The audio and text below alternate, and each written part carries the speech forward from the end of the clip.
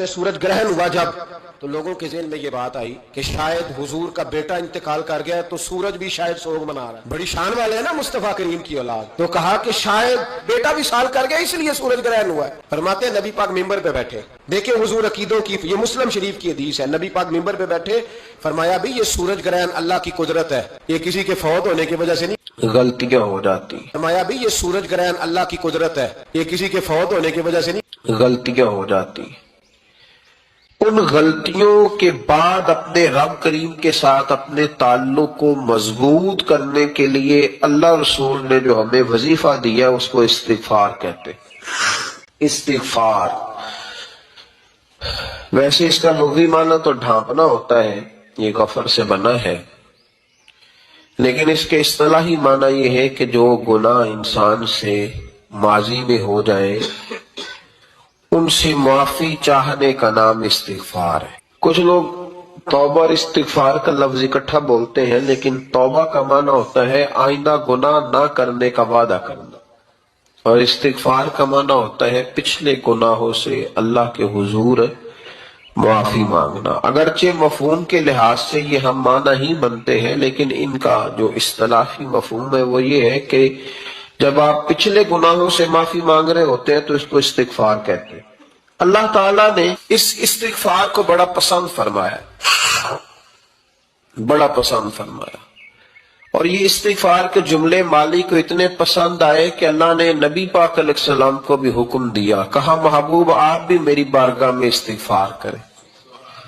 اگرچہ حضور کا استغفار اس معنی میں نہیں ہے، بلکہ نبی پاک کا استغفار تو بلندی درجات کا معاملہ ہے، چونکہ استغفار خود ایک عبادت ہے، تو یہ عبادت کرنے کا اللہ نے اپنے محبوب کو بھی ارشاد فرمایا۔ جب فتح مکہ ہوئی تو فرمایا اذا جاء نصر اللہ والفتح، جب اللہ کی مدد آئی تو پھر فتح نصیب ہوئی، وَرَأَيْتَ النَّاسَ يَدْخُلُونَ فِي دِينِ اللَّهِ أَفْوَاجًا، تو پھر آپ دیکھیں گے لوگوں کو، لوگ فوجوں کی فوجیں دین میں داخل ہو رہے، لوگ پہلے ایک ایک دو دو کر کے آیا کرتے تھے، تو اب فوجوں کی فوجیں آ رہی ہیں، تو یا اللہ ہم کیا کریں؟ تو رب کریم نے فرمایا محبوب فَسَبِّحْ بِحَمْدِ رَبِّكَ وَاسْتَغْفِرْ، اپنے رب کے لیے حمد کرو، تسبیح پڑھو اور استغفار کرو۔ کیا کرو؟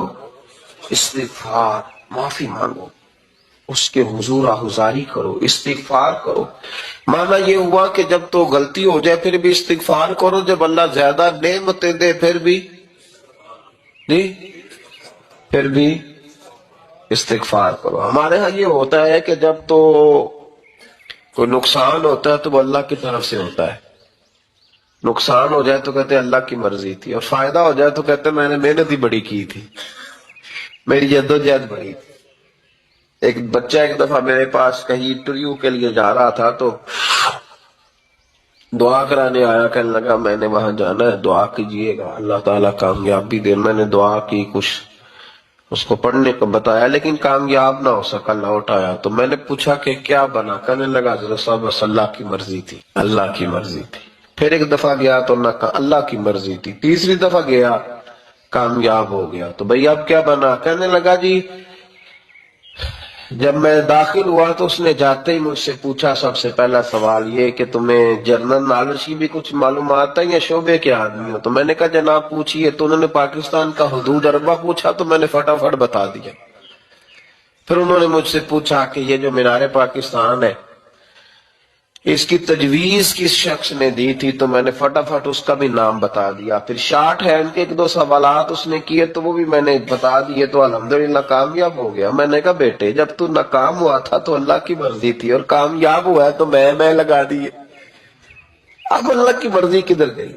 یہ اتنا بڑا نقص ہے انسانی فطرت کا، اتنی بڑی کمزوری ہے کہ معاذ اللہ تعالی ہم کمزوریاں قدرت کے کھاتے میں ڈال دیتے ہیں، اور ناکامیاں قدرت کے کھاتے میں، اور کامیابیاں کیا تماشا۔ حالانکہ ہونا یہ چاہیے تھا کہ جہاں انسان کمزور پڑے تو کہے میری غلطی تھی، میری غلطی تھی۔ صوفیاء یہ سبق دیتے ہیں، اللہ کے بندے یہ پیغام دیتے ہیں کہ جب تو کہیں ناکام ہو جائے تو سمجھ جائے تیری، اور جب تو کامیاب ہو جائے تو سمجھ رہے اللہ راضی ہو گیا تھا، اللہ نے رحمت کر دی، اس نے فضل کیا۔ تو تو یاد رکھیں استغفار کئی چیزوں پہ استغفار ہوتا ہے, کئی چیزوں پہ, اور استغفار کا نفع ملتا ہے. کیا نفع ملتا ہے؟ وہ سورہ نوح کی آیت نمبر 10, 11 اور 12 میں اللہ نے بیان فرمایا کہ استغفار صرف گناہ سے معافی چاہنے کا نام نہیں, بلکہ استغفار کا تمہیں فائدہ ملے گا. کیا؟ نہ فرماتے ہیں فَقُلْتُ اسْتَغْفِرُوا رَبَّكُمْ. جب حضرت نوح کی قوم قحط کا شکار ہو گئی, آزمائشیں آ گئیں, تو آ کے حضرت نوح سے کہنے لگے اب ہم کیا کریں؟ تو کیا کہا حضرت نوح نے؟ فرمایا فَقُلْتُ اسْتَغْفِرُوا رَبَّكُمْ. آپ نے فرمایا اپنے رب سے استغفار کرو, اپنے رب سے. انہوں نے قحط کی بات کی, انہوں نے کہا کہ کھیتیاں اجڑ گئی ہیں, بارش نہیں ہو رہی, قحط کی بات کی. آپ نے کیا کہا؟ استغفار کرو. کیوں کہ انہو کان غفارا, بے شک اللہ بڑا ہی بخشنے والا. وہ کیا کرے گا؟ یرسل السماء علیکم مدرارا, وہ تم پر موسلا دار بارش برسائے گا. جب تم استغفار کرو گے تو اللہ موسلا دار بارش برسائے گا. وَيُمْدِدْكُمْ, اور وہ تمہاری مدد کرے گا. استغفار کرنے والے کی اللہ کیسے مدد کرے گا؟ بِأَمْوَالٍ وَبَنِينَ, تمہیں مال بھی عطا کرے گا اور بیٹے بھی عطا کرے گا. بارش بھی دے گا استغفار کرنے والے کو, اور مال اور اولاد سے اس کی مدد بھی کرے گا. وَيَجْعَلْ لَكُمْ جَنَّةٍ وَيَجْعَلْ لَكُمْ أَنْهَارًا, اللہ تمہیں جنت بھی عطا کرے گا اور تمہیں نہریں بھی عطا فرمائے گا. تمہارے لیے جنت بھی بنائے گا, انہار بھی بنائے گا. توبہ کا, استغفار کا تمہیں یہ فائدہ ملے گا. ایک استغفار, ہمارے بزرگوں نے وہ لکھا ہے کہ جب انسان کو اللہ نعمتیں دیتا ہے تو پھر رب کا حکم ہے کہ اس پر شکر بھی کرے. نعمتوں پر اللہ کا شکریہ نہ کرنے پر بھی استغفار کرنا چاہیے. اے اللہ تو نے بڑا کچھ دیا تھا پر میں شکر ادا اس پر بھی. ہمارا تو اب یہ حال ہے کہ جو ہمارے پاس چیزیں ہیں وہ ہم کہتے ہیں یہ تو میرا حق تھا, لیکن جو نہیں وہ مجھے فٹافٹ ملنی چاہیے.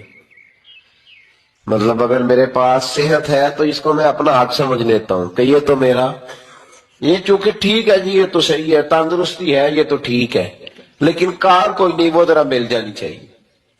اولاد تو میرے پاس ہے, وہ تو میرا حق تھا, میرا رائٹ تھا, معاذ اللہ, وہ تو ہم نے حق بنا لیا. اور میرے پاس بنگلہ کوئی نہیں, وہ مجھے فٹافٹ مل جانا چاہیے. بھئی یہ کس طرح تیرا حق تھا, کس حساب سے؟ یعنی جو چیزیں ہیں ان کو سنبھالنے کی فکر نہیں ہے, اور جو نہیں ہے ان کے طلب کی فکر لگی ہوئی ہے. شکر نعمت کو محفوظ کر دیتا ہے, شکر نعمت کو محفوظ کر دیتا ہے, اور ناشکری نعمت کو لَئِن شَكَرْتُمْ لَأَزِيدَنَّكُمْ وَلَئِن كَفَرْتُمْ إِنَّ عَذَابِي لَشَدِيدٌ. اللہ فرماتے شکر کر, میں تیری نعمتوں میں اضافہ کر دوں گا, اور ناشکری کرے گا تو عذاب دوں گا. شکر نہیں نہ ہوتا, شکر نہیں ہوتا. دیکھیں نا, 100 روپے ابا جی نے دیا ایک بچے کو, اور اس کو کہا کہ جا دکان سے کچھ چیز لے آ, تو وہ 100 روپیہ اس نے رستے میں جاتے کہیں پھاڑ دیا یا گوا دیا, تو اب وہ والد سے دوبارہ 100 مانگتا ہے, تو والد کہتا ہے کہ پہلے 100 کا تو نے کیا کیا. نہیں سمجھ آئی آپ کو میری بات؟ پہلے 100 کا کیا کیا؟ تو وہ کہے گا جی باپ میرا دل کرتا تو میں نے پھاڑ دیا. جوان بچہ ہے, سمجھدار ہے, 12-14 سال کا ہے, میرا دل کیا تو میں نے پھاڑ دیا, ختم ہو گئی بات. تو نیا 100 دے دے گا. سبحان اللہ. کتنے خوش ہو کے آپ کہہ رہے ہیں نہیں دے دینا سو. یہ کیسے ہو سکتا ہے بھائی؟ کروڑ پتی والد بھی ہو تو 100 کا نوٹ دوبارہ دیتا کیوں؟ بیٹا نہیں اس کا, پیار نہیں, کیوں نہیں دے رہا؟ وہ کہتا تو نے میرے پہلے 100 کی قدر نہیں ڈالی, نیا تجھے کیسے مل جائے؟ انہیں خیال ہی نہیں کیا, تو نے جدوجہد ہی نہیں کی. تو نے حضرت ملا رومی نے مثال دی ہے. جناب رومی فرماتے ہیں کہ بغیر محنت کے لوگوں کو اللہ نے نعمتیں دی ہیں تو انہوں نے شکر ہی نہیں ادا کیا. اندھے سے پوچھ آنکھ کی قدر کیا ہے, پوچھ اندھے سے, پوچھ معذور سے کہ ٹانگوں پہ چلنا کتنی بڑی نعمت ہے. کبھی پوچھ اس سے جس کا مکان تو ایک کنال میں ہے پر رونے والا بچہ کوئی بھی نہیں. پوچھ اس سے جس کی جیبیں دولتوں سے بھری ہوئی ہے پر کوئی نہیں کہتا کہ ابا 10 روپے دینا. پوچھ یہ کتنی بڑی تکلیف ہے. حضرت رومی نے لکھا ہے وہ فرماتے ہیں کہ ایک والد تھا، تو اس نے بڑی دولت کمائی تھی، تو اس کا بیٹا بے دریغی اڑاتا رہتا تھا، کبھی ادھر پیسے بھگا دیے، کمائے نہیں تھے نا، محنت نہیں نہ کی تھی، کمائے نہیں تھے۔ والد بڑا سمجھاتا تھا پر سمجھ نہیں آتی تھی۔ ایک دن اس کے ابا کے ذہن میں ایک بات آئی، وہ کہنے لگا بیٹے یار میں کنگال ہو گیا ہوں، اچانک حالات خراب ہو گئے، ایک آنا مجھے چاہیے، دوائی خریدنی ہے، کہیں سے لے کے آؤ۔ اس نے کہا ابا مسئلہ ہی کوئی نہیں، یار ہی بڑے ہیں، بہت سارے لوگوں کے ساتھ رات میں جاتا ہوں روٹی کھانے ہوٹل میں، کئی ہیں جو میرا انتظار کر رہے ہوتے ہیں، فیس بک والے اور جناب وہ سیلفی والے، بڑے سارے ہیں جو کہتے ہیں تیرے بغیر گزارا ہی نہیں، بڑے ہیں جو روز سویرے اٹھ کے پہلے مجھے السلام علیکم کا میسج کرتے ہیں، پھر اس کے بعد کسی اور سے، بڑے ہیں کوئی مسئلہ ہی نہیں۔ ایک کے پاس گیا، ایک آنا چاہیے، اس نے دے دیا، لا کے ابا کو دیا، تو ابا گھر کے اندر جو امیر لوگ ہوتے تھے گھر میں کنواں کھدوا لیتے تھے، ابا کنویں کے کنارے بیٹھا تھا، جب بیٹے نے آنا لا کے رکھا تو اس نے پانی میں پھینک دیا۔ اگلی صبح پھر کہا بیٹے ایک آنے کی ضرورت ہے، دوا خریدنی ہے۔ اس نے کہا مل جائے گا۔ 2 4 5 دوست ابھی ہیں بڑے مالدار، ان سے جا کے کہا، ایک سے آنا لایا، ابے نے پھر پھینک دیا، تیسرے دن بھی پھینک دیا، چوتھے دن بھی، یار ہم ختم ہو گئے۔ کچھ آہستہ آہستہ دوستوں کو پتہ چل گیا کہ کنگال ہو گیا ہے، خبر پھیل جاتی ہے نا، اب بھوکا ہو گیا۔ اب آہستہ آہستہ موبائل بند ہونے لگے، آہستہ آہستہ جو ہے وہ نمبر بلاک ہونے لگا، حالات بگڑ گئے۔ اب جب اسے پتا تھا کہ یار تو اب دروازہ کھٹکھٹاتا ہوں تو کہتے ہیں کہ اسے کہہ دو میں گھر نہیں، ابا نے تو آنا مانگنا ہے، اور میں بے دریغ دولت ابا کی اڑاتا رہا ہوں، اب یہ بھی نہیں کہہ سکتا کہ مجھے دیتا کوئی نہیں۔ شہر سے باہر نکل گیا، سارا دن مزدوری کی، جد و جہد کی، کبھی کام کیا نہیں تھا، ہاتھوں پہ چھالے پڑ گئے۔ بڑا مشکل ہوتا ہے جن لوگوں نے کام نہ کیا ہو، انہیں کرنا پڑ جائے تو تکلیف کا شکار ہو کے ایک آنا کمایا، شام کو لا کے والد کی ہتھیلی پہ رکھا تو اس نے پھینکا نہ جب کنویں میں تو چیخ پڑا، کہنے لگا ابا جی آپ سیاڑے بیاڑے بندے ہیں، روز پیسے لا کے دیتا ہوں، کنویں میں پھینک دیتے ہو، کوئی کرنے والی بات کرو، نہیں دوائی کھانی تو نہ کھاؤ، ضائع کیوں کرتے؟ تو بیٹے کو باپ نے تھپکی دے کے بٹھا لیا، اس نے کہا بیٹا میں نے پہلے دن تو نہیں پھینکا، تو 7واں دن میں روز پھینکتا ہوں، آج تیری چیخیں کیوں نکلی؟ کہنے لگا ابا پہلے ادھار کے تھے آج مزدوری کے۔ نہیں سمجھ آئی بات؟ پہلے بولیے، اور آج میری محنت ہے، مزدوری ہے، جد و جہد ہے۔ تو والد کہنے لگا بیٹے یہی میں تجھے سمجھانا چاہتا تھا، وہ میرے بھی محنت کے ہیں جو تجھ روز یاروں کو کھلاتا ہے، میں نے بڑی جد و جہد سے جمع کی ہے، میں کنگال نہیں ہوا، صرف تجھے سمجھانا تھا۔ او بھائی یہ آنکھیں تیری محنت کی نہیں نا، اس لیے تو شکر نہیں ادا کرتا، یہ وجود، یہ ٹانگیں، یہ شعور، یہ تیری جد و جہد کا نہیں، جو عقل کی دولت اللہ نے دی ہے نا، یہ تیری محنت کی نہیں۔ اگر محنت کی ہوتی تو سجدے میں پڑا رہتا، تو خیال کرتا اللہ نے آنکھیں دی ہے قرآن دیکھنے کے لیے، جب کوئی کسی گندی چیز کو دیکھتا ہے تو ناشکری کرتا ہے، جب غلط طرف اٹھاتا ہے یہ چیزیں تو ناشکری کرتا ہے۔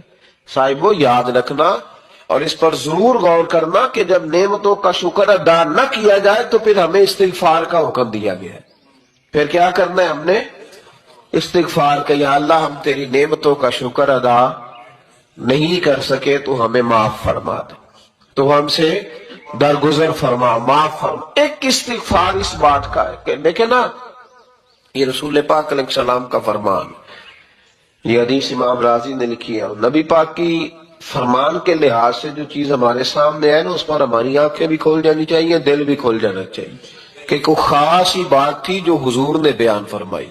میری ملک کے لیڈر اگر قوم کو صرف سچ بتائیں، ہمارے پاس کیا ہے، ہم کتنا سروائیو کر سکتے ہیں، کہاں تک جا سکتے ہیں، آپ یقین کریں قوم کا اعتماد قائم رہے۔ اگر ہم اپنے بچوں سے سچ بولیں، اپنے دوستوں سے سچ بولیں، اپنے محبت کرنے والوں سے سچ بولیں، ہمارا اعتماد نہیں خراب ہوگا، اعتماد قائم رہے گا۔ وہ ایک شخص نے آ کے کہا تھا نا یا رسول اللہ میں 2 نمازیں پڑھوں گا، اگر آپ کہتے ہیں تو کلمہ پڑھتا ہوں، 5 نہیں پڑھ سکتا۔ فرمایا تو آ جا 2 ہی پڑھنا، لیکن یہ چھٹی صرف حضور دے سکتے ہیں اور نہیں کو دے سکتا۔ حضور نے فرمایا 2 ہی پڑھنا۔ صحابہ کہتے ہیں 2 نمازوں کی شرط پہ کلمہ پڑھا۔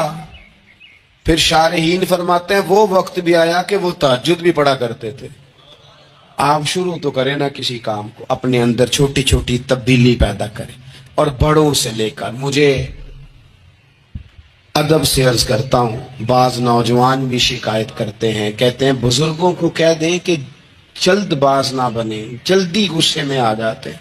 मैं बुजुर्गों से भी अर्ज करूंगा कि थोड़ी नरमी, थोड़ी शफकत, मतलब ज्यादा डांट डपट करने से भी तो चीजें खराब ही होती है ना। नई जिंदगी का आगाज होता है। हुजूर ने फरमाया जो रमजान में इबादत कर ले ना, ईमान के साथ रमजान में इबादत कर ले, अल्लाह उसके पिछले सारे ही माफ फरमा देता है।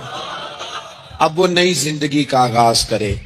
जिसने शब्बे कदर पे रो रो के तौबा की है, वो रमजान के बाद करप्शन छोड़ दे, झूठ छोड़ दे, बददियानती छोड़ दे, दिल दुखाना छोड़ दे। जिसने रमजान में रोजे रखे, तरावी पढ़ी है, वो नई जिंदगी का आगाज करे। खुदा की रहमत से गुनाह माफ हो गए, अब वो आगे बढ़े। नबी पाक अलैहिस्सलाम ने फरमाया जो अल्लाह के घर का हाजकार आया वो इस तरह है जिस तरह आज माँ के पेट से पैदा हुआ है। अब नई जिंदगी का आगाज करे, अब वो अपनी आदत में तब्दीली लाए, अब वो बदल जाए। मैं किस दर्द से ये बात आपसे करूं कि 50 लाख मुसलमान हर साल हज करता है।